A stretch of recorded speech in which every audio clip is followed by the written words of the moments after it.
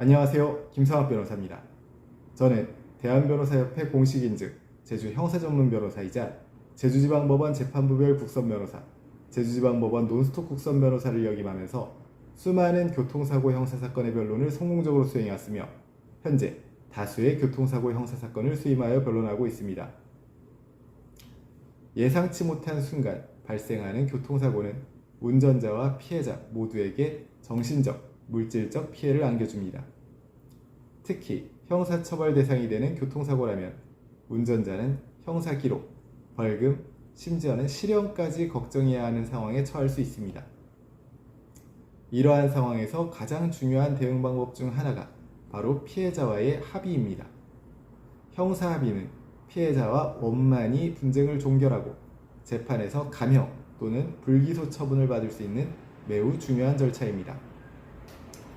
오늘은 형사전문 변호사의 시각으로 교통사고 발생 시 형사합의를 통해 선처를 받을 수 있는 방법에 대해서 설명드리겠습니다.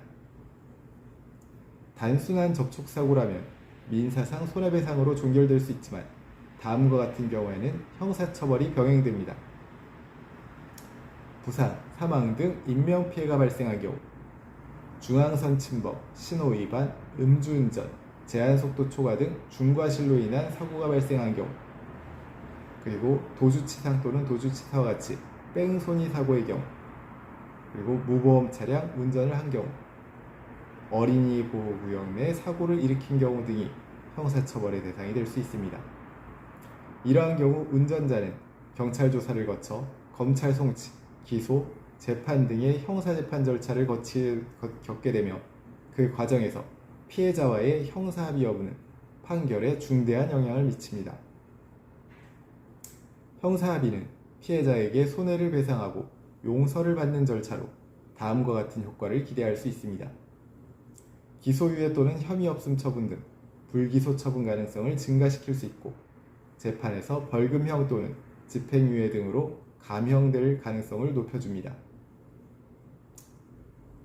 특히 피해자의 처벌불원서가 제출되면 법원은 이를 매우 중대한 감경사유로 인정하며 초범이거나 반성의 태도가 명확할 경우 실형을 피할 가능성이 매우 커집니다.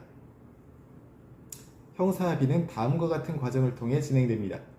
첫째, 경찰이나 검찰에서 피해자의 연락처 및 합의 의사 확인이 가능한 경우 직접 또는 변호인을 통해 연락하여 형사합의 절차를 개시합니다.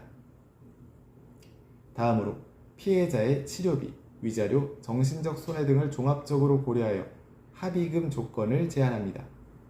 피해자의 요구가 과도하거나 비현실적일 경우 전문 변호인이 중재하는 것이 효과적입니다. 세 번째, 합의서 및 처벌불원서를 작성하는 것입니다. 합의가 이루어졌다면 반드시 서면으로 합의서와 처벌불원서를 작성해야 하며 해당 서류는 수사기관 또는 법원에 제출합니다. 형사합의를 위해서 변호인이 필요한데 실제로 형사합의를 진행하다 보면 감정이 개입되거나 피해자의 요구 조건이 현실과 맞지 않는 경우가 많습니다. 이럴 때 형사전문 변호인의 개입은 다음과 같은 이점을 줍니다.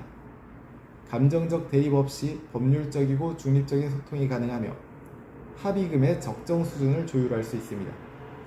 또한 피해자에게 신뢰를 줄 수 있는 전문적 접근이 가능하며 합의서 및 처벌불원서의 법적 효력을 분명하게 확보할 수 있습니다.